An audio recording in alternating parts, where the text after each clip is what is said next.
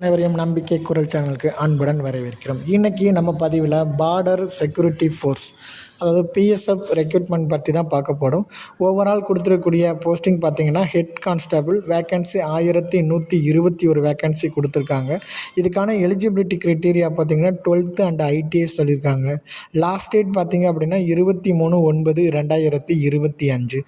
வாங்க இந்த ஜாபை பற்றின ஃபுல் டீட்டெயில்ஸை நம்ம பார்க்கலாம்.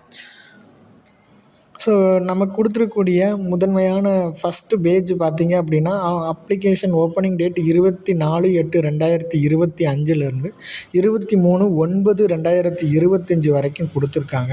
பிளேசிங் அப்ளை போஸ்டிங் பார்த்திங்கன்னா ஆல் ஓவர் இந்தியாவில் கொடுத்துருக்காங்க. 1121 ஹெட் கான்ஸ்டபிள் போஸ்டிங் கொடுத்துருக்காங்க.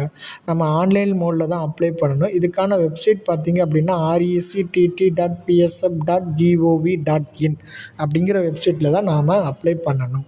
ஸோ இதுக்கான மொத்தம் போஸ்டிங் பார்த்திங்கன்னா ஹெட் கான்ஸ்டபிள் ரேடியோ ஆப்ரேட்டர் 910 போஸ்ட்டும், ஹெட் கான்ஸ்டபிள் ரேடியோ மெக்கானிக்கு 211 போஸ்டிங்கும் கொடுத்துருக்காங்க.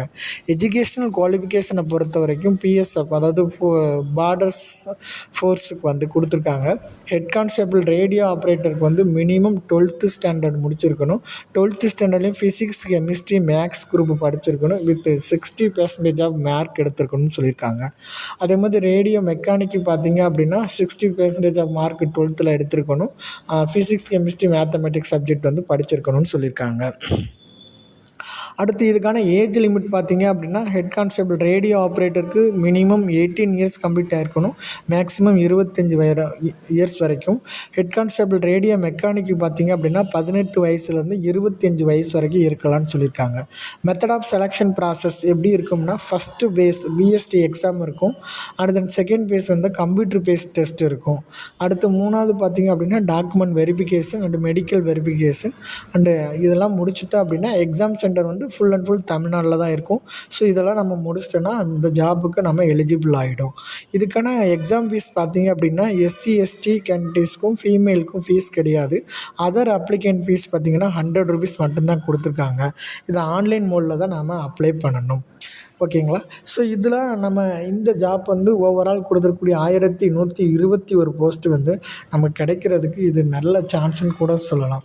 ஓகே, இதுக்கான அஃபிஷியலாக கொடுத்துருக்கக்கூடிய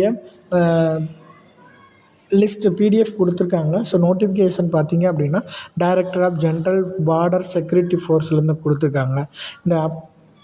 இந்த நோட்டிஃபிகேஷனில் டேட்டும் மென்ஷன் பண்ணியிருக்காங்க. நம்ம எப்போல்லாம் நம்ம அப்ளை பண்ணணும் அப்படிங்கிறது, ஒவ்வொரு போஸ்ட் வைஸையும் என்னென்ன நோட் பண்ணணும் அப்படிங்கிறது நான் இந்த வீடியோவில் நான் சொல்லியிருக்கேன்.